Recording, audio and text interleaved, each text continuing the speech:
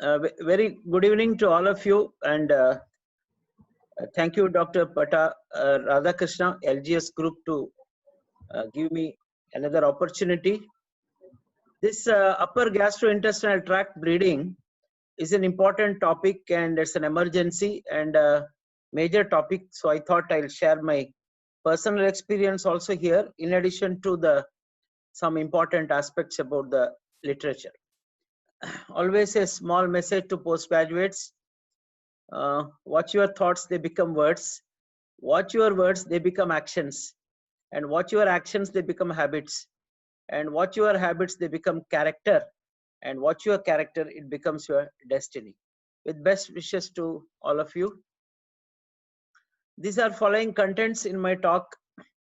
Introduction, then basically non-variceal and variceal, they form the two important groups. History, general examination, then we do investigations, differential diagnosis, and we'll have some one or two case capsules. So when you say upper gastrointestinal tract, it refers to bleeding into the GI tract proximal to the ligament of Treats. So that means to say up to the fourth part of the duodenum. Hematemesis, coffee ground vomitus, one can have melena, or even an unexplained loss of hemoglobin. They all come under this definition. Let us also know that peptic ulcer disease still the most common cause of acute upper gastrointestinal bleeding. What is the meaning of the word acute? Any bleeding which necessitates an admission, volume replacement, blood transfusion, endoscopy, they all come under what has been categorized as a acute bleeding. And what is massive bleeding? When you have more than 1,500 ml of blood loss in a 24 hours, or 25% of the intravascular blood volume loss. So that has been called as massive blood transfusion, massive blood loss. So acute admissions constitute 1 to 2%. 80% of the bleeding episodes cease spontaneously, and 80% comes from the upper GI tract, easy to remember, and rest 20% from the lower GI tract, which I'll be talking in the next Monday. 80% non-variceal in that. So only 20% of the bleeding is due to varices. Even in a cirrhosis patient, it is interesting to note that non-variceal causes also account for about 50%. 50% of the bleeding also occurs above the age of older age group of 60. So the annual some statistics has been given here. So upper GI tract bleeding affects 50 to 150 per 100,000 annually, and with the mortality around 11%. So it's important to realize the significant mortality. So every hospital should have a written protocol. Say somebody comes with the more so for acute GI bleed, what has to be done, because this has carry a significant risk of death. So that's important. So broader way of simple way of classification: esophageal causes, and red ones represent the most common ones like varices here. The list is here. We'll be talking about the main two of them. Rest of them are actually chronic blood losses like polyps, esophagitis, inflammatory carcinoma. But 1 and 2 are important. I'll be talking more about them. These red ones, 2 are the important one: peptic ulcer disease and what you call a stress gastritis or erosive gastritis. They all grouped under what has been called acute gastric mucosal lesions. There's some other causes also there. You can make out that duophile lesions, etc. Hepatobiliary pancreatic side, we have hemobilia and hemosuccus pancreatitis. 2 are the important topics postgraduate should know. And then there are some important medical conditions. I won't touch upon them, but it's for you to understand that purpura, bleeding disorders, hereditary hemorrhagic telangiectasias, even fever, dengue, leptospirosis, they all can give rise to upper GI tract bleeding. So, but this you have to keep it in mind. So, When we talk about this, 85% of the bleeds are due to these three causes. When I say these three, these two together, both NSAID, there's slight difference between them, erosions and acute gastric mucosal lesions. So they himself constitute about 85%, right? So one statistical data from UK is the 2017 one of the papers. If you look at that, you can see here peptic ulcer erosions are here, duodenal erosions, and varices is somehow it's much less in the UK statistics here. It's only 8%, but they have also included this portal gastropathies here, 4%. So, but in Indian scenario, you find this varices including portal gastropathy is a little more. It comes about 20%. So these are the various causes of the upper GI bleeding. Few definitions everybody should know. What is obscure? So bleeding which persists or recurs after initial evaluation has failed. You have done one endoscopy or say colonoscopy, no bleeding, but bleeding has occurred. That's called as obscure. Now in that obscure, there are two words you should know. What is obscure? Occult. See, classical example, fecal occult blood is positive, but no visible bleeding. That means it is obscure. Whereas what is obscure? Overt. Initial evaluation may not show anything, but later there's a recurrent visible bleeding. Second time when you do the scope, you will find a lesion. So that's called as obscure overt, obscure occult, and these are few important definitions. So if they ask you, look at your question, what appears in your examination. When the word obscure comes in, these are some of the rarer things you should know. When the word obscure is given to you as upper GI bleeding. Each one will talk about a little more details later. Starting from all these nomenclatures will be very clear to you. What is GIST, what is Dulafy, what is Camerons, etc. Right? So if you look at the esophageal causes, I have given the list. These are not very important as far as the massive bleeding is concerned. But esophagitis per se, numerous forms can be Crohn's to tuberculosis, reflux, radiation, all this can give rise to upper GI bleeding. They may be responsible for chronic, including Barrett's esophagus. Just to break the monotony, I myself have made this puzzle just for you to know. Let us see whether you know at the end of the talk, you may get the answer. All yellow are the important ones. Watch this. One prime minister smoker with acidity, aortic stenosis with renal failure, was advised angiogram. He consulted a French surgeon. He told him the gist of aortic stenosis and told him not to have alcohol, not to smoke, and gave him watermelon. Just to break the monotony only, I have included this here. At the end of my talk, you will get the answer for this puzzle. Right. So quickly we'll go to the evaluation, which like any other comes with the bleeding to casualty. So you are going to evaluate the patient, classical head-to-toe examination. You're going to see, take the history of alcohol, vomiting, weight loss. These are indications of a chronic one, dysphagia. Chronic renal disease is one important cause of a GI bleed in the form of angiodysplasia. They are more vulnerable for angiodysplasia. Recent, somebody would have undergone sphincterotomy for extraction of the stone. It might have precipitated a bleed. Acute pancreatitis, I think with the necrosis, with the hemorrhage, you know, an entity, we'll talk about it later, also can give rise to massive upper GI bleed. So these are some of the things which you should ask. Few important things which you should know is NSAID, very commonly used. And nowadays, more patients are on anticoagulants. So history of warfarin or heparin, beta blockers, because tachycardia may not be there and a person may be taking beta blockers. So all this detailed history which you have to take when a patient has come to emergency department. So there are some important things here.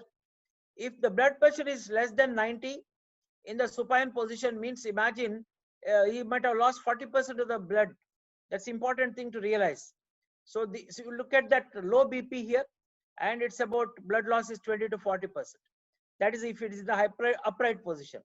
Peripheral signs, cold, clammy, all that extremities, which you should look as a hemorrhagic shock. All of you know how to uh, grade the hemorrhagic shock, class 1, class 2, class 3.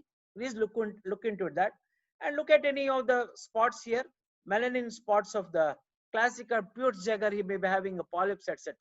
So this is how you go about for the physical examination. Quickly, few points like a pallor.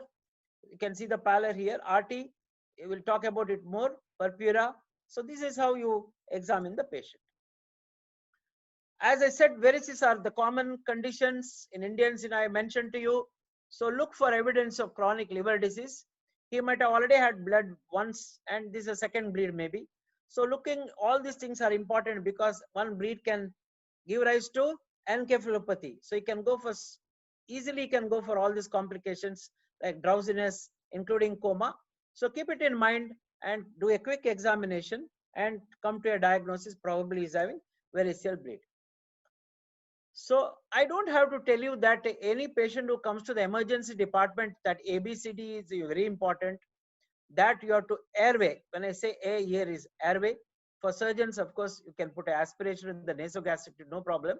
But important thing is there is a chance that these patients who are especially having shock and drowsy, they can slip straight into massive hematemesis and aspirate. So look into the factor and put an endotracheal tube in case if it is required. I'll come to this important point of 2 large bore cannulae which you can insert. Somebody may ask a question, if you don't get cannulae, if you don't get this IV, what I can do? Central line also sometimes is difficult. Shock patients. I have the answer in the next slide. So treat the shock. Simple thing, nasogastric tube shows a bleed. I'll give the percentage of how many importance of this nasogastric tube. Simple foot and elevation can help 30 to 40% of the volume back into the circulation, may help you. Role of vasopressors and intubation, which I mentioned. Remember one thing, in an emergency, you are a person to look into this. Resuscitation investigation should occur simultaneously. There's no point in telling that I will do investigation and then resuscitate. No. In a major catastrophic hemorrhage, you have no blood, you can straight away go for O negative blood, platelets, and even fresh frozen plasma. I brought this slide only for the sake of postgraduates. Just look into this. What has been called as intraosseous access. Emergency department people may know this, but for a surgeons, we generally don't know. When you don't have access from the form of IV, think of bones. Think of bones. One of the important bone is a tibia. It has a flat surface, a large medullary cavity there, a thin cortical bone. So you can put that sternal puncture needle, Jamshidi needle, etc. You can straight put it in the tibia here. So tibia, humerus, these are some of the sites where you can get a IV line. Means when I say same kind of a fluid, you can transfer into this marrow. This is actually you are introducing in the bone marrow. Just to give a small literature here, this is the man who described long back in a mammalian bone as a non-collapsible vein. That's nothing but bone marrow basically. So this has been used as an intraosseous access when the venous lines are not available. Why you don't select the sternum? Because sternum is relatively thin marrow. There's a chance that your needle can puncture it straight into the aorta, and deaths have happened. So it's important how much you can give. Look at that. Even up to 150 ml per minute with the pressure bag, you can directly transfuse into the bone. So this is called as intraosseous access. Postgraduates may be asked about this. Now then, what about the nasogastric aspirate? Yes, very important. It can give a diagnosis of upper GI bleed, but sensitivity is of 42% only. But if it is there, but specificity is quite good, 91%. But you should remember, complications are also there. Reflux, aspiration pneumonia, and long time you keep cartilage can undergo atrophy. These are the few complications. But nasogastric tube introduction is a must whenever a patient has come to management of a upper GI bleed. So what are the things you should look? These are basically meant for the patients who have got a portal hypertension. They have got this degraded liver functions. So coagulation profiles, Look at the platelet count is very less, means he requires a platelet transfusion or a fresh frozen plasma. Advanced liver disease, when you give a massive blood, sometimes there is what has been called as consumptive coagulopathy. So low fibrinogen may be there, abnormal LFT. All these indications of liver disease that has to be kept in mind when you do the investigation. So what is the best way to transfuse now? Whenever a patient has come, blood can be replaced only with the blood. So packed red cells have been given here. So additional platelets may be required to prevent coagulopathy. I already mentioned to you. Now there is something called as when should you give the blood? Always a debate. A person with the 12 grams has got 9 grams. They say not required to give any blood transfusion unless the transfusion, the hemoglobin drops between 7 to 8. So you can always wait for some more time, but arrange the blood, right? But again, at the same time, INR has to be calculated, and depending upon which, fresh frozen plasma to be given. Other investigations, all of you know, the serum urea nitrogen, creatinine ratio clearance, calcium, sometimes hyperparathyroidism patients, even to monitor the effect of citrated blood transfusion. A rare case I have given here, gastrin levels. Routinely it is not done. When you have a patient who comes with the recurrent bleeds, multiple bleeds, H. pylori failed, you suspect a gastrinoma, this is the time where these are the things which are required. So when a common question is asked, when do you do endoscopy? You need not do the endoscopy within 6 hours, 1 hour, 2 hours, 3 hours, like that. Lastly, vast majority, you stabilize the patient is most important thing, and then do more or less within 24 hours, because you have stabilized the patient and there are some advantages. Otherwise, you may lose the patient even while doing a scopy. But there are some people who know that if the varices are the definite source of bleeding, within immediate resuscitation with the cannula, they have done the scopies within 2 hours to 3 hours and banded those varices. So it's not that a rule, but by and large, no advantage of scopy done within immediately. It is diagnostic as well as therapeutic. There are few important things you should know when you are taking the patient for scopy.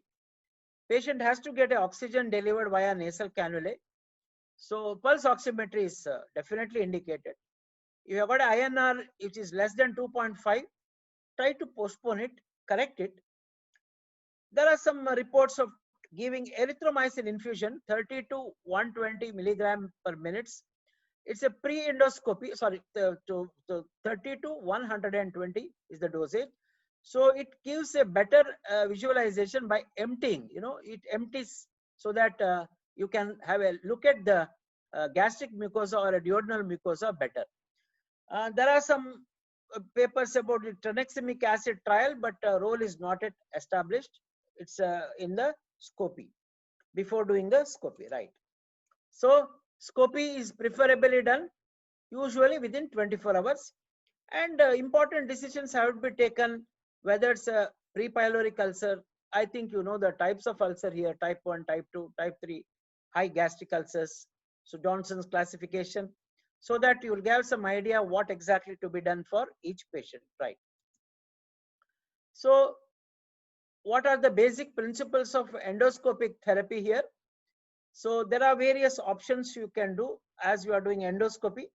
So that is why most of the hemorrhage occurring today is rarely handled by the surgeons, usually done by the gastroenterology person with the endoscope. But if you have the facility, you can also do it. One is a thermal, which is nothing but basically electrocoagulation. We have got a monopolar diathermy, so but it is a contact, because you have to have a contact with the whatever bleeding organ. What is the other one, but still thermal, is non-contact. That's the organ plasma coagulation. This is very ideal for a superficial angiodysplastic lesions, very superficial ones. It's not good for a deeper lesion. Now, what about the regional injection? Yes, injection of adrenaline in and around a point, which is ulcer, which is bleeding, or even a small other vascular malformation bleeding, it can be used. What about mechanical? Yes, it is better than injection. Heme clip, they are called as metal clips or stainless steel clips, and banding of the varices. they all come under mechanical. And last, there's something called a hemospray also. If you have a larger area, for example, a portal hypertensive gastropathy, or even a erosive gastritis, multiple, there's no specific area, diffuse ooze, sometimes a radiation induced, or a GAVE is a gastric antral vascular ectasia. All these things are better managed by a hemospray. So what is the risk stratification has been done? At least postgraduate should have idea, one or two here at least, and sometimes a combination is also used. One is a Blatchford score and another is a Rockall scores. These are the ones which are commonly used for risk. Which patients are going to bleed more? These are the two articles are also there, and this gives a score here. Age is less than 0, that means is 0. So all this, if there's no comorbid disease, means it gets a 0 point. So that means the risk of rebleeding is less. So you can always monitor them. But look at that, as the age is advanced here, more comorbid disease. See, renal is important, I mentioned to you. And again, the tachycardia, transfusion requirements, or you have done endoscopy, or maybe stigmata. There may be a clot there, large ulcers. They all are grouped under these two scoring systems. They are all available in all books. So these are the two things which you should know. This is that landmark paper in the Lancet. And this is another paper in the Indian Journal of Surgery. At Rockall scoring system is, they say, better for predicting rebleeding. Hello, please switch off your audios. Yes. So now, so that's what I mentioned to you about the scoring systems here. So this is ideal. That means pulse is less than 100, blood pressure is fine. So that means these are the ones which probably do not rebleed, right? So that's what it is. So score 0 is considered as low, and they find that there were no deaths. That's what is important. So why should you put a scoring system is so that you anticipate that, okay, this is good and no intervention is required. On the other hand, you have elderly man, there's a rebleed rates are more, comorbid conditions. You put a score of high, keep your intervention radiologist informed about it, because he may have a rebleed and you may have to do an intervention. So this is the importance of knowing the scoring systems. As you know that in a GI bleed, generally there's not much of a role other than to know a condition of the liver, a mass lesion sometimes, rarely, that goes for actually mid-intestine and lower GI. And there's one condition, aortoenteric fistula, because after the repair of aortic aneurysm, there's a chance that they can bleed into the whatever viscous nearby, and pancreatitis with the hemorrhage and pseudocyst. This is the area where the CT angiogram is used, because it has got a sensitivity of almost 86% in the diagnosis of acute GI bleed from here, and it can pinpointly locate, and most importantly, you can also use it as a therapeutic. So whatever you want to coil it or embolize it, so that's a beautiful advantage of the CT angiogram now. And nuclear medicine scans also have been used once upon a time, but with the advent of now more of a CT angio is used. Rarely the nuclear medicine scan also can be used. Angiodysplasias they have found sometimes, they have demonstrated. To CT angio to be successful, you need at least 0.5 ml per minute the extravasation of the blood, right?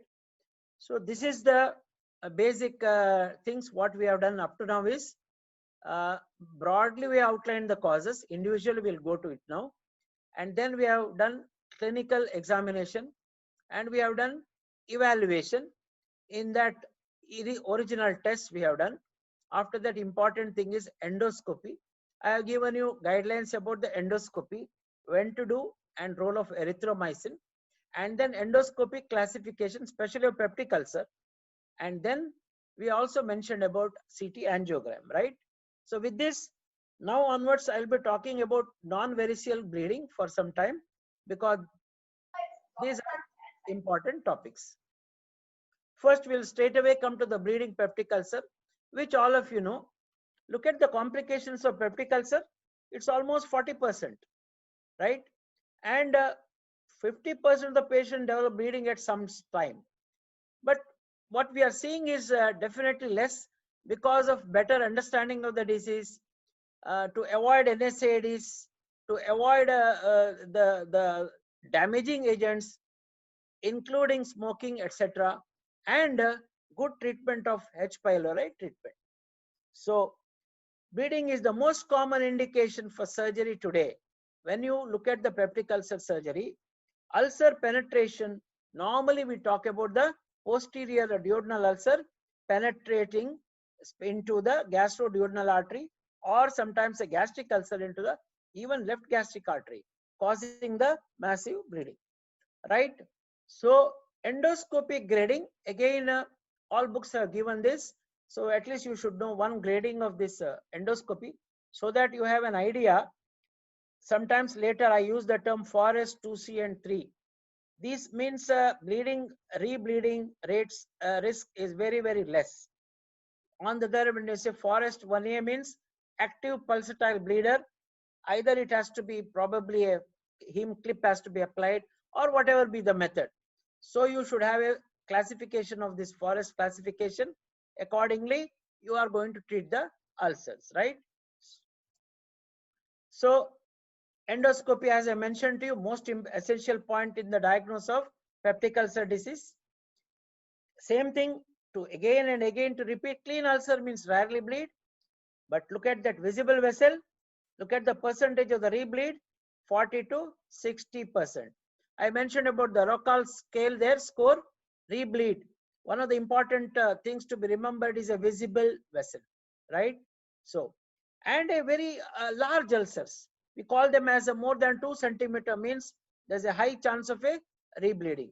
So this has to be kept in mind while managing these patients. So this just to give you some idea about the statistics. Those 6 factors I mentioned to you are independent predictors, out of which you see here more than 2 centimeter size, ulcer in the posterior duodenum rather than anterior duodenum. We say generally anterior perforates and posterior bleeds. Lesser curvature, as I mentioned to you about a little more dangerous area of the, because of the gastric vessels there. Hemodynamic instability and comorbid illness. So these are the things which are to be considered in the, this is a separate paper, right? So what do you do now? Always resuscitation comes first. I have mentioned to you, do the scopy. Patient is unstable, he will go for intensive care unit and follow those guidelines for endoscopy, and we'll see what to do next. Is stable, he goes to the acute ward and put the scoring system and see what best it can be done. So this is a life-threatening complication, right? So now what do you do? So endotherapy. So as I mentioned to you, endotherapy forms the most important thing. Initially, I have already given to you in the first initial resuscitation that I mentioned about the thermal, mechanical, etc. So when I say F1, F2A means it's very clear, it's the forest classification. You can do the bipolar electrical coagulation, but laser is also one of the alternative treatment. But you look at that failure rate. So came injections, sclerotherapy. So whenever you have these type of lesions, so dilution of 1 in 100,000, you can do a epinephrine injection. But there are some reports telling failure rate. But then you can have a combination sometimes may give rise to 90% success. So to put it in another way, 1 or 2 forms of a treatment may be required. I mentioned to you already, but look at that.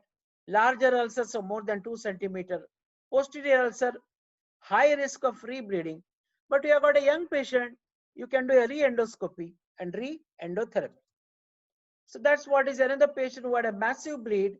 You can see this bleed, our case only. And gastroenterologist has put a heme clip. So one of the great advantages here. So that's the heme clip application. So that's also another probes are called as gold probes. These are also available for coagulation purposes. So in all patients who come with the peptic ulcer bleed, you are done an endoscopy, but then you need to give them proton pump inhibitors. You ask them to stop NSAIDs. In acute GI bleeds, there is no role for antacids. Used to be told that, you know, cold some of this mucin gel, etc. But if you want, you give a nice saline wash before the endoscopy. You do endoscopy, classify them, Forrest classification. How do you control the bleeder? I mentioned you, adrenaline injection, epinephrine is better, or a coagulation. Spurt is there, clip it.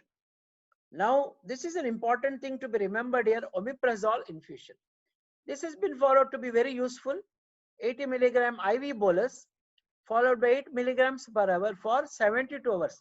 Even after you might have coagulated it or put a clip, you can always continue the omeprazole infusion, and later, depends upon the patient, discharge the patient with the proton pump inhibitors once a day. And last but not the least, H. pylori eradication is a must. This is the forms the usually the treatment of a conservative management of a peptic ulcer disease. Now, what about surgery? It all depends upon your setup here. Patient is very unstable. Patient is elderly. It's a little mistaken by the treating people. He is a 60-year-old, so he cannot tolerate surgery. It's a wrong concept. Elderly people cannot tolerate shock. So younger patient can tolerate shock better than an older patient. So more elderly, once he has got a recurrent hemorrhage and shock, he has to be taken for surgery. And some guidelines have been given, more than 6 units. Of course, failure of endotherapy. I mentioned about the high risk bleeders, that larger ulcers, large diameter, pulsatile vessels. So judgment is important here. There comes the experience. So decision for surgery. How many percentage of the people require surgery? It's about 5 to 10%. So, but the range is also given here, you see, 20% sometimes.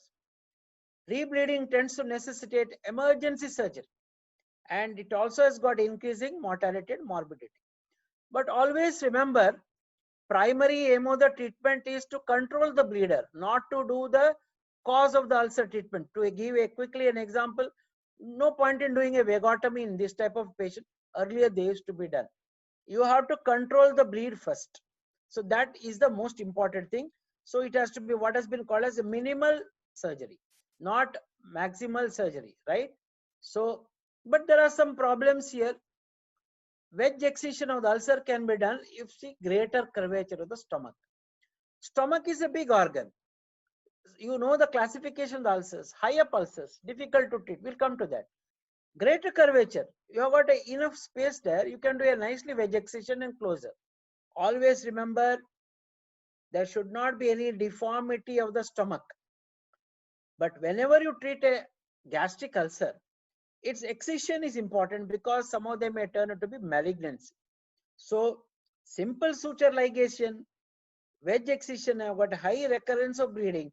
So better to go ahead for a wide excision there, but see that you don't cause any deformity for the ulcers in the greater curvature, right? Now sometimes near the antrum, they are distal gastric ulcer and along the lesser curvature. It's better to go ahead for a limited distal gastrectomy and Billroth 1 or Billroth 2. Wedge excision is difficult when you have an ulcer near the lesser curvature. There's one important reason, because of the rich arcade of vessels from the left gastric artery. The the greater curvature is supplied by epiploic arteries, but the lesser curvature is supplied by the left and right gastric here. So just to do a wedge excision is become difficult, and it also results in deformation, and even there can be an obstruction, even a gastric volvulus they have mentioned. So ulcers, small ulcers along the greater curvature, you can do a wide wedge excision. Ulcers along the lesser curvature, more closer to the antrum, and criteria as you already met with, better to go for a distal gastrectomy. Now there is something called as a proximal gastric ulcer. They are sometimes very high, near the high up possible. Yes, proximal gastrectomy, easy to say, but emergency situation, difficult to do, high morbidity, mortality. So you do a subtotal and take out a tongue of the tissue of that ulcer, including the ulcer. That's called a Sendis procedure. So this is an important thing to remember. You're going to do the gastrectomy distal to it, and a tongue of that ulcer is removed. So this is what has been mentioned for a ulcers which are more proximal, more towards the G junction. So for a benign gastric ulcer, we have three types, one along the greater curvature and one along the lesser curvature and one more towards the higher, right? So this is how you classify also the gastric ulcers, right? Now bleeding duodenal ulcer is the more common problem which all of you know. So you have to do a longitudinal duodenotomy and extending into the stomach here. And classically mentioned, no, that figure of 8 stitch, you take it. But there's also important thing, just I don't know whether you can see here, cross stitch here, U, because these are some of the branches of the gastroduodenal artery getting from the pancreaticoduodenal, etc. So here. So you put not only figure of 8 and additional U stitch for these side arteries. So that's what has been mentioned. And again, look here, vagotomy is not done. Having incised this, your closure may cause a compromise, so convert it into a pyeloplasty, but vagotomy is not added. So you can manage this with H. pylori eradication and avoiding of NSAIDs, right? So this is the classical few types of a duodenal ulcer management. So now these are some of the rebleeding can occur after a initial underrunning. You have no other choice, distal gastrectomy or transarterial embolization. These are the few things. I think I'll not go into the further details of more complicated parts of the rebleeds. So, but it requires definitely an embolization or again a re-exploration. These are some of the ulcers. You can see large ulcers and chances of their bleeding probably is more here. So they are unlikely to respond to conservative. So we'll come to now acute gastric mucosal lesions, popularly called as AGML. So you got so many other names you see here. They are called as stress gastritis, erosive gastritis, acute mucosal ischemia. The main causes in most of the mucosal ischemia happens, you see, in sepsis patients, also called as ICU patients. They are already having sepsis. Chances of the hypoperfusion is more, hypotension. So there's a chance of a mucosal ischemia, and that is what is giving rise to this kind of a picture. Whereas NSAIDs, they can cause some problems in the mucosal energy metabolism. They also can release endogenous prostaglandins, and that's what they may give rise to increased hydrogen ion permeability, and that is what is responsible for those erosions which are described. Acute gastric mucosal lesion as described is a misnomer because they are very mucosal lesions. They are very shallow. Whereas other stress ulcers, they are more deeper ulcers, right? And they occur in the acid secreting portion, that's in the body. Popularly there are two ulcers described, Cushing's ulcers and curling ulcers. Cushing's happen after neurosurgical procedure and curlings in the burns patients. They extend into the duodenum, right? So I already mentioned about this mucosal lesions happen in all these patients. Sudden drop in the blood pressure in ICU setups. You put a nasogastric tube, there's a blood, and patient says there is the attenders may say, or a nursing staff says, so melena. So that's the time you suspect AGML, right? That's acute gastric mucosal lesions. You can see, look at that, diffuse petechial hemorrhages, very superficial ones. So this is how we call it as a acute gastric mucosal lesions, right? See here, multiple, difficult to pinpoint and say this cause, this cause. That's what I said. These are better managed with that spray, heme spray, what I mentioned to you earlier. So what do? Any sepsis, these are the four important things. It not only for hemorrhage, any septic patient. Improve oxygenation, control sepsis, transfusion, coagulopathy. Most of the time bleeding stops. So this is what you should try to aim at first, and then probably do the specific treatment. I have already mentioned to you, you can try even with endoscope, heme spray, even octreotide mentioned, and sometimes see here, coagulation, fibrin glue, so many endotherapies available today. So, but we should be given the first priority of endotherapy because there are multiple diffuse lesion. Surgeon should not come into the picture at all unless, again, as I mentioned to you, very, very rare situation, only for completion sake I have mentioned about the gastric. What about the prophylaxis? That is what is important. All these patients who are in the ICU setups, our aim is to maintain the intragastric pH above the level of 4. So antacids, you need a bulk, so it is no longer recommended. As I mentioned to you, you have to be careful about giving H2 blockers and proton pump inhibitors because they, once you reduce the acidity, they also the chance of a microbial growth. Even a tracheobronchial, I am talking about ICU setups, colonization, nosocomial pneumonia is there. So there's a chance you have to select and give prophylaxis. Those who require a prolonged respiratory management. These are the patients who are in the ICU setups. And definitely we can start from the third day. Sucralfate, what has been called a cytoprotective agent. And till the patient is you can give it. Yes, proton pump inhibitors. I don't say that you should not give it. Depends upon the situation, you can use it. So I have completed the two major topics. That is, one is a peptic ulcer disease breeding and management. Another that is more important than acute gastric mucosal lesions. Now we'll go to Mallory-Weiss tear. So typically, it's simple to remember, longitudinal tear in the lower end of the esophagus going into the stomach. That's all.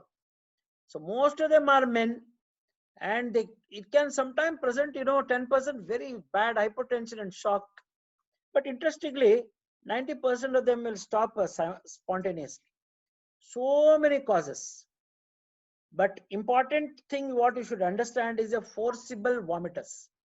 Once there's a forcible vomitus, the tear develops in the esophagus, and that is what is Mallory-Weiss. So all these are the causes for the Mallory-Weiss syndrome, starting from pancreatitis, uremia, even a pregnancy, childbirth, etc. So what happened now? Forcible contraction, when that forcible vomitus, the abdominal wall contracts along the unrelaxed cardia, resulting in laceration. That's what gives rise to classical Mallory-Weiss syndrome. And it's a tear, sorry. Sometimes it can be, this is the length, lesser curvature is the common site, bright red blood.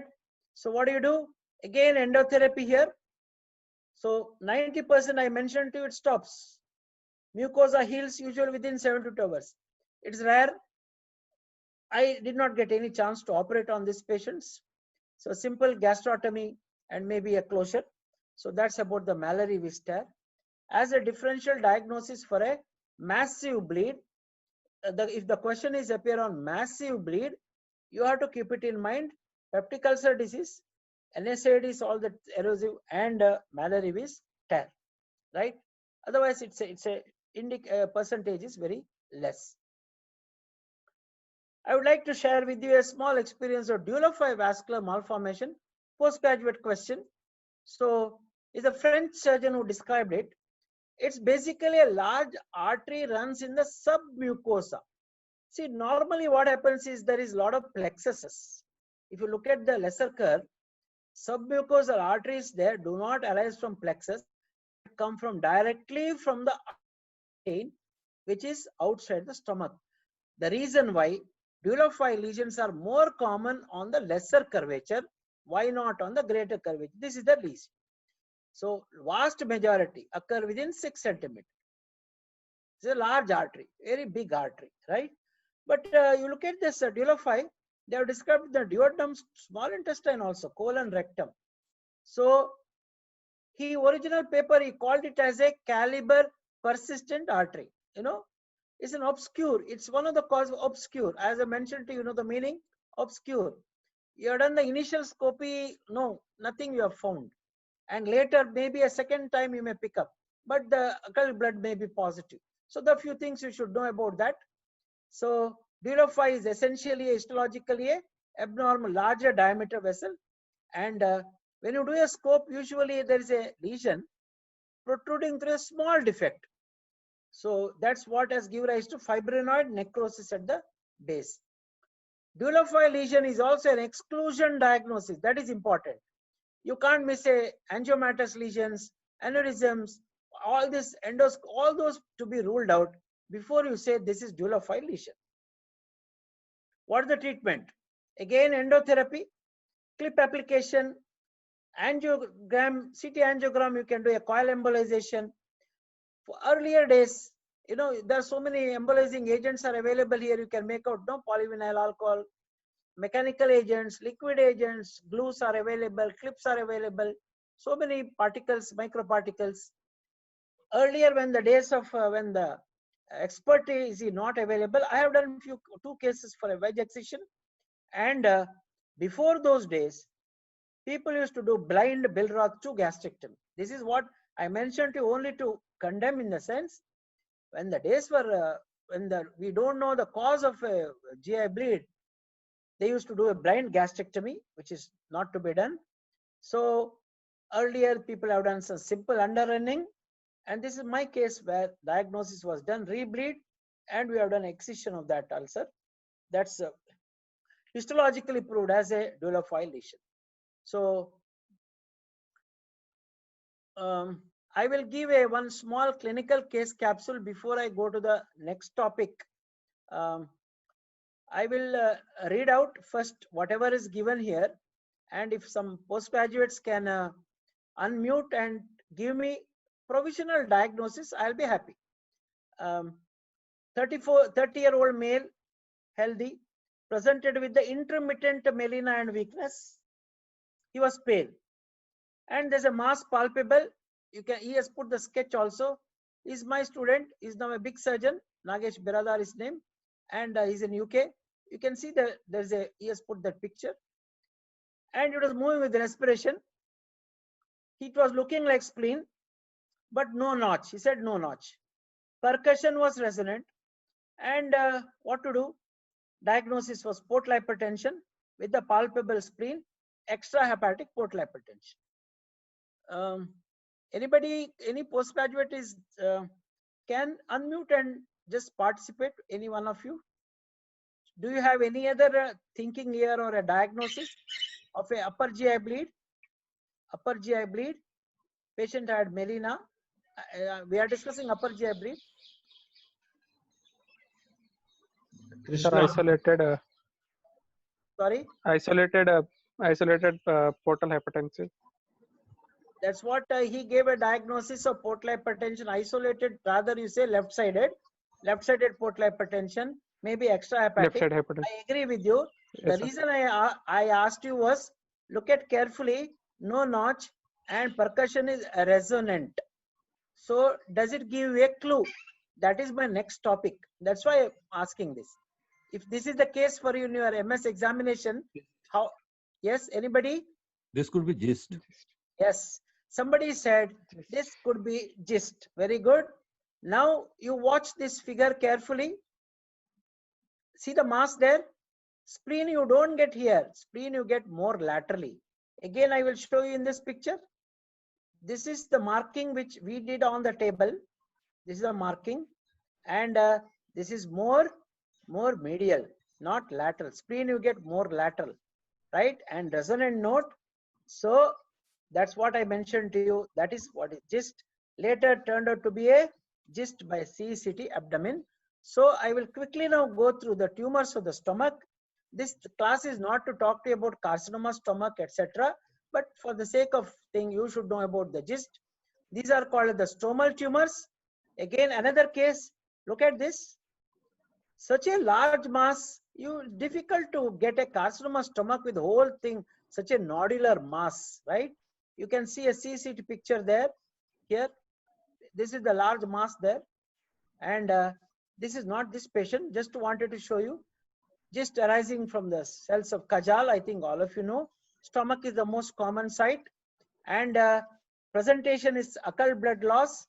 Should have a mucosal ulceration. Just look at that. Endoscopy showing a mucosal ulceration and submucosal big lesion. It's called a cervix appearance. And this is the biopsy GIST. Malignancy decided mitotic figures. And this is the common site in the stomach, cause of the upper GI bleed. Look at that, the tumor here. So this was the gist. We need to take out a portion of the stomach here, and because it was very difficult to manage that, so this was the tumor which was excised. This is another patient. This is different, this is different, and I just opened that to show you the large tumor there and a central ulceration. So just are one of the tumors in your examination, relatively young patient, big nodular mass, mobile in directions, difficult to explain carcinoma, think of a gist from the stomach. That's all. And all of you know carcinoma stomach, ulcerative variety or proliferative variety can give rise to bleeding. I will not talk more about that. That's a separate topic. Just for completion, from the stomach, in addition, what are the three tumors you should remember for bleeding? Just to be considered first, carcinoma stomach, and of course polyps. There's an endo loop which has been applied here. This is adenomatous polyps, cause of a bleeding that has been removed, right? So we have completed the stomach causes. Now we'll come to quickly to pseudoaneurysms. You know the meaning of the pseudoaneurysm, they do not have the full wall, right? So most common cause, again postgraduate topic, pancreatitis. It can occur in both. There's an aneurysmal degeneration. All of you know that acute pancreatitis is a bad disease. Elastase can digest the wall of the vessels, can give rise to aneurysm formation, and it can be gastroduodenal, even a splenic. They all pancreatic or duodenal. So that is what are called as pseudoaneurysms, and they can give rise to a bleed. A pseudoaneurysm manifests, it can be in the even a pseudocyst. For pseudocyst can have a bleed inside. The reason why a CT is usually done in the first week or even after second or third week, not only to see even the patient who are recovered, because to see any pseudoaneurysm. So when this aneurysm pseudo bleed into the duct, it's called as hemosuccus pancreatitis, and that blood from the pancreatic duct can come into the second part of the duodenum and give rise to massive hematemesis, right? So that's what has been called as hemosuccus pancreatitis. Before the days of embolization, of course, these are very difficult times where people used to do surgery, but now we have got a anyway CT angiogram and embolization. These are all the presentation. When do you suspect? Sudden hemorrhage, blood loss, tender mass, maybe a lucky to get a bruit, pancreatitis, and you will need to have a high degree of suspicion. Postgraduates, maybe please unmute your mics, please. Mute, sorry. Please mute. Yeah. One question they may ask you is, what is double rupture phenomenon? Double rupture sometimes happens when you have a large pseudocyst, there is bleeding, clot formation, and that itself will stop the bleed. Then it may rupture through the epiploic foramen into the peritoneal cavity and give rise to a bleed, and that has been called as double rupture phenomenon. So look here, a gastroduodenal aneurysm. This is my case only. Long back, we open here, large blood collection there into a pseudocyst, and along with the spleen, we have done the subtotal pancreatectomy in this patient. That time we did not have the provisions for the embolization, but today you know that arterial embolization is the form of treatment. Only one precaution is that I discussed with the radiologist. They say better to embolize it in two places so that back bleed will not happen. So that you entrap that aneurysm itself. Proximal as well as distal, two places you can put a metal clip there, some type coils. But there are a few things you should remember. All these patients have to become stable, and you should achieve coagulopathy, etc. to be correction, because these are all pancreatitis. So you have to correct all these things before you take this patient for transarterial embolization, right? So surgery, as I mentioned to you, look at that mortality very high. You may have to open it, what's called intracystic ligation, sometimes clamping the aorta. So many things they have done before the days of this embolization.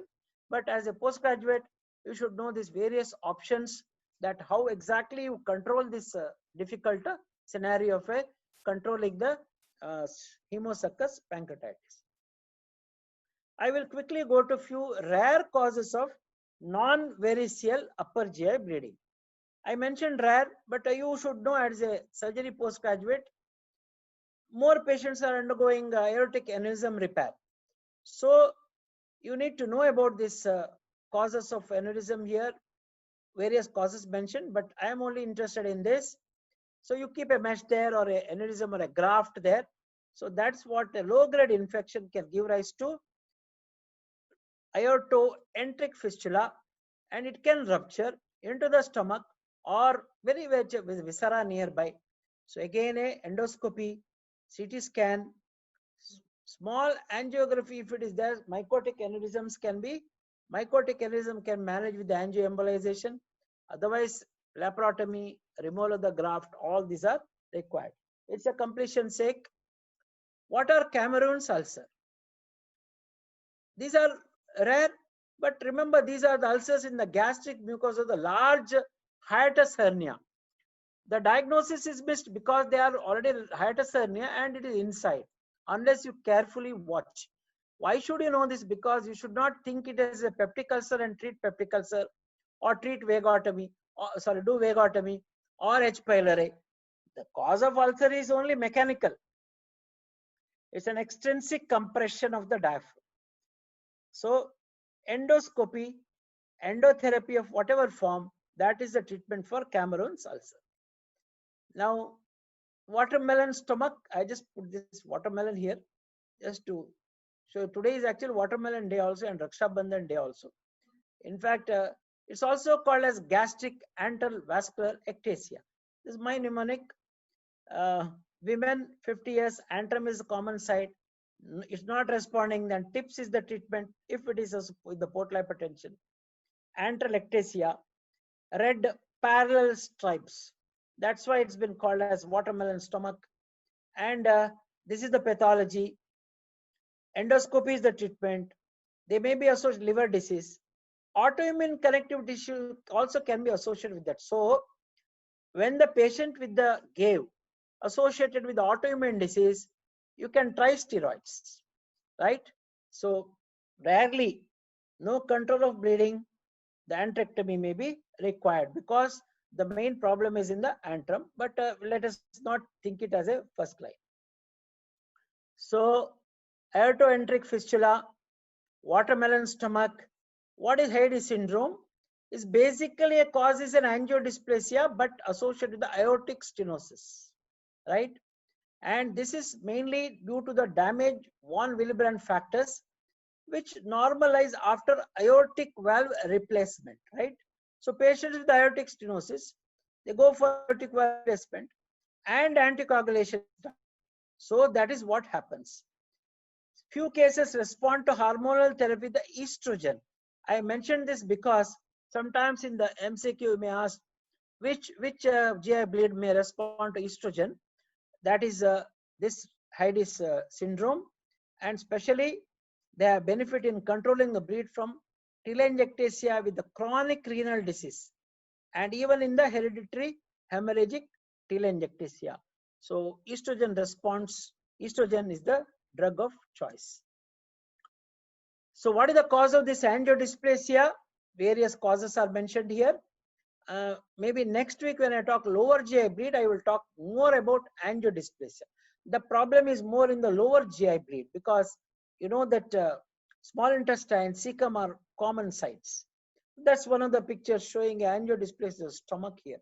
Our institution picture from our Department of Nuclear Medicine. So last topic of today, I'll be taking another 10 minutes, and that is the variceal upper GI bleeding. I'm not going to talk all about the esophageal varices, everything. What is the cause of bleeding, eruptive theory, erosive theory, what is the pressure, etc. These are all very common. But what is important is that all of you know the portal pressure when it is beyond 15 or so, 20, you start getting all these problems. Esophagus and stomach common. Extrahepatic variety more common in women. 20% of them can have a massive bleed. And banding is the gold standard for esophageal varices. Surgery can be life-saving when all other measures fail, right? So what do? As soon as the varices are suspected, what do? You no doubt do resuscitation. Remember that two large cannulae, nasogastric tube, elevation of the foot end. You can try vasopressin immediately here, drug of choice. Terlipressin is 2 milligram every 4 hours. Somatostatin is the alternative, or octreotide, whatever it is, whichever is available, you can give this. What about choice of antibiotic?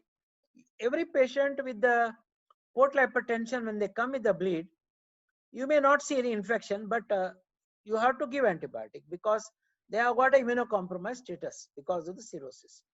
Ceftriaxone, whatever hospital rule says, always remember, keep it in mind, encephalopathy. So that has to be kept in mind when you treat this varices.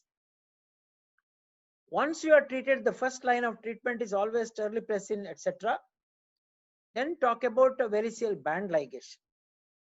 It's basically you suck the varix into the tip of the instrument scope, and it's by strangulation thrombosis occurs, and very ideal, also can be used for a gastric type 1 varices. And that's why I did not mention about sclerotherapy. So sclerotherapy is usually nowadays not done. If you don't have facility, yes. So otherwise, variceal band ligation is the treatment. They may ask you, how do you classify? You can see here, this is gastroesophageal varices type 1. Here you can manage here with the banding here. Now here is the type 2 here. See, you can try a glue for this. Type 2 varices and isolated gastric. Can you see here? Isolated gastric. Sometimes here in this location, it is difficult to take out the gastric varices. So they say the glue is, you can say, better. Success of 94% claimed. Also, there are some trials going on, thrombin versus sclerosants. Results have not yet probably available. I do not know. Anyway, so what you should remember is common is the band for this variety, even here. But you have got some isolated gastric varices and this, you can try glue.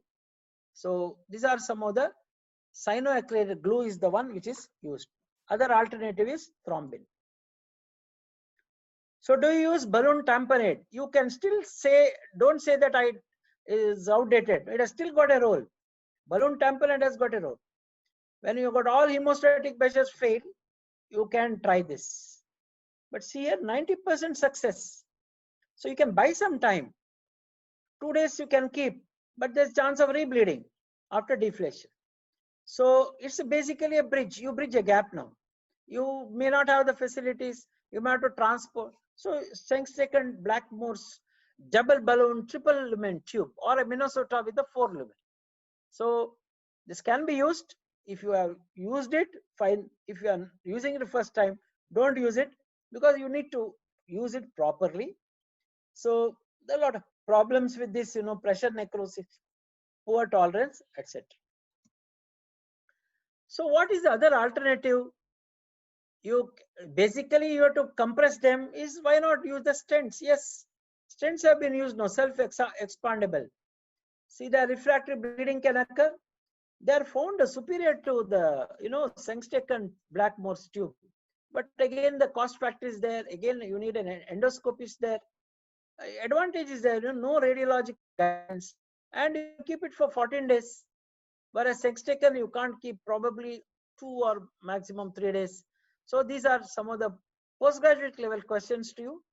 So start with the terlipressin, then comes the banding, then comes the alternative of this Sengstaken tube because of the rebleed or whatever, esophageal stenting. And this is what it is, the chart. This side is the bleeding which is stopping. Then secondary prophylaxis, I hope you'll read about that, is a propranolol. You give that here. So you are done a resuscitation, come here, octreotide, 20 units you can give here. And the vasopressin earlier we used to give 20 units. Now this is endoscopy and banding, and rebleeding, re-endotherapy, balloon tamponade if there's a bleed. You have an alternative for tips here. So portosystemic shunt through the jugular route and intrahepatic. So lastly, surgery. And earlier we used to do some lot of devascularization procedures. Nowadays, portal hypertension, hardly the surgical procedure is being done. I don't have no interest, no experience in doing a shunt, but we have done devascularization procedure. So when you don't have any other facility of a endotherapy, devascularization is the last resort for a bleed. Having a massive bleed, re-endotherapy, everything has failed. So that is the last option, carrying a high mortality rate. So some of the common questions you may ask: would you give PPI after the control? Yes, for 4 weeks. What about H. pylori eradication? I'm talking about a variceal bleed. Yes, in fact, it has been proved that PPI with the dual antibiotics is better, and all these patients may be associated with the peptic ulcer also, the varices. So it's better that you give a PPI, even H. pylori eradication treatment here.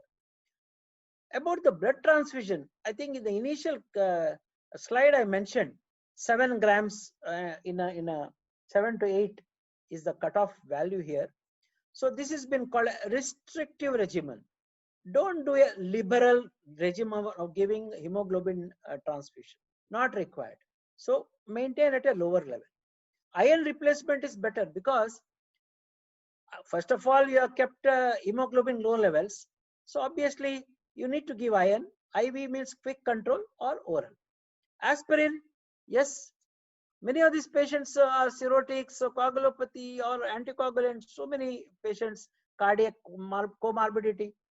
Low dose aspirin you can still continue, right, to prevent the vascular events, just 3 days on. These are some of the recommendation and few common questions.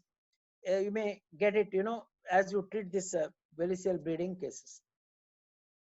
Now, propranolol, as I mentioned to you, drug of choice. There's another drug. There's a carvedilol, is a vasodilator due to alpha-1 receptor blockage. It also can be used. What about frequently you varices? You want to check up? Yes, band ligation, 3 and 6 months interval. And as I mentioned to you last, what about the tips I mentioned to you? This one condition tips you have got to expertise. It reduces the pressure so rapidly, once everything has failed. But it has its own complication like pulmonary hypertension patients, cardiac arrhythmias, polycystic liver disease. Few are the contraindication. Most of the patients are sick. So you need a expertise, right? So can one student unmute, please, and go through one clinical capsule. One student, anyone, Dr. Radhakrishna, any one student? Yeah, please, anyone can unmute. Krishna, are you there? Dr. Krishna? Yeah, just interesting. Yes, sir. Yeah, Dr. Krishna is here, sir.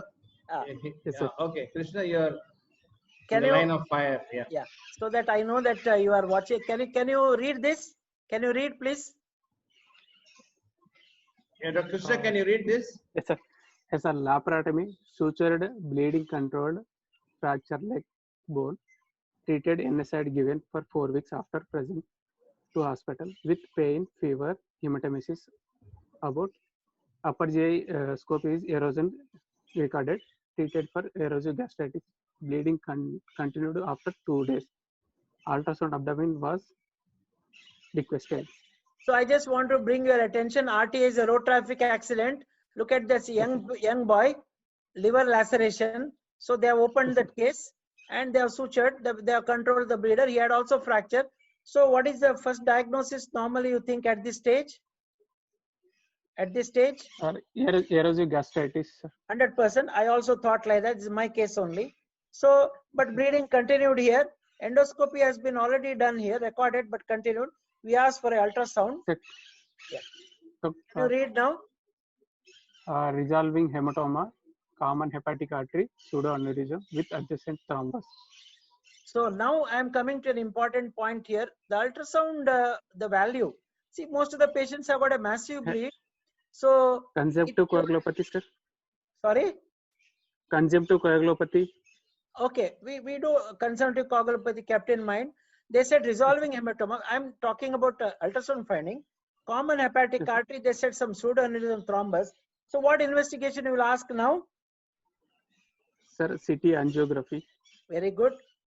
So we were asking because they gave the appointment next day. Can you read this now? Sir, patient had severe colicky abdominal pain, right hypochondria with non-bilious vomiting. One episode of hematemesis. Vitals are stable. Per abdomen soft, no free fluid. So we did definitely ask for a CT scan. Can you see the CT scan images? Yes, sir. Can you read sir, this? There is a sir, the axial CT of the abdomen, contrast CT angio, contrast CT angio, sir. Sorry, CT angiography. There is a hypoechoic list, sir. Don't use the word echo here, no? Hypo? Yes, sir. Density. Yeah. This is the hypodensity. Hypodensity. Yes, sir. So what does it show here? Can you see now? 4 pictures. Yes, sir. So it shows Yes, a thrombus there and extravasation. So, so you know what is that evening we did the ultrasound. I didn't show you the slide because here we asked for a CT scan, but same evening he had hematemesis and ultrasound said blood in the bile, hemobilia. The CBD dilatation and patient had hematemesis. Hematemesis was not due to the erosions. It was due to the pseudoaneurysm, bleeding into the common bile duct, and the blood is in the second part of duodenum.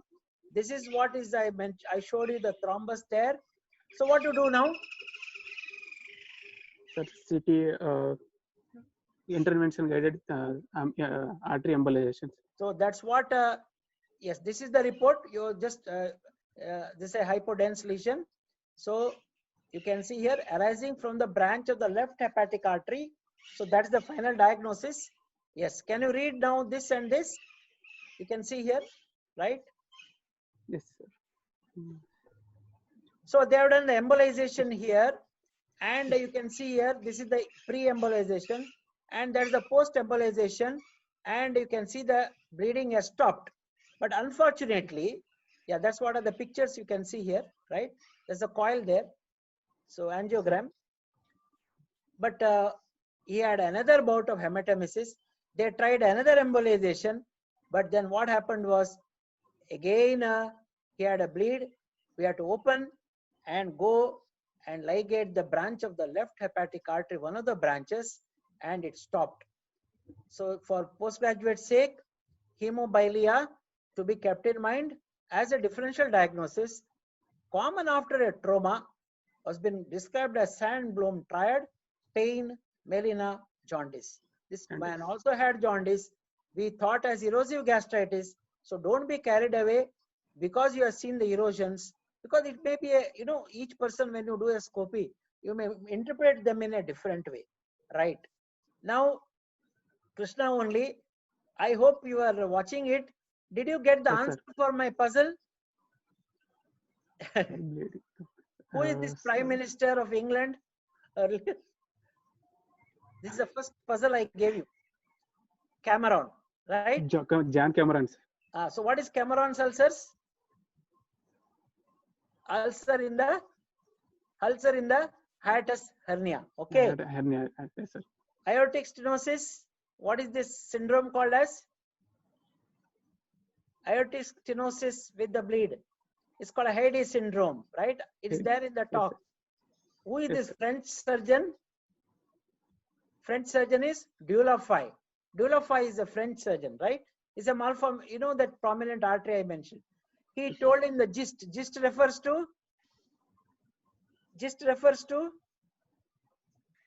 what tumor in the stomach? Gastrointestinal. Stomal tumor. Earlier they are called as neomyoma. Okay, mentioned alcohol, etc. Gave refers to gave gastric antral gastroantral vascular vascular ectasia. That's what is nothing but watermelon stomach. So this is the answer to the puzzle, just to break the monotony. So I conclude here that it's a common problem. Postgraduate should know. Everybody should know rather, because in spite of all these things, still the we go down. We slip somewhere. Common causes have been mentioned here. Uncommon rare causes are not really rare. Keep it in mind. Our belt is sometimes you get a lot of pancreatitis patients with this problem. Uncommon causes I mentioned to you, aortoenteric fistula. We don't get much aortic aneurysm repairs and all here. So Heidy syndrome, aortic stenosis, renal failure with angiodysplasia, quite a common problem. Medical causes all to be kept in mind. My original slide. Of course, today surgeon is taken a back role because of this endoscopy CT angiogram, but surgeon should be available. Timely surgery can be rewarding. Last group. See, in spite of all these things, the first slide, earlier slide I had put, even sometimes 5 to 8%, even 10%, they said diagnostic problem undetermined, means earlier it was even 15%, 20%. So now I think this problem is slowly becoming less, but still once in a while you do come across no cause found at all. So these are my various references. This is one of our paper itself. Sometimes 10 years back we had done it. And these are some of the references. And I say thank you for patient hearing. And if you have any questions, you can ask. If the time permits, we can take 1 or 2 questions. Otherwise, you can send your feedback and suggestions. Thank you.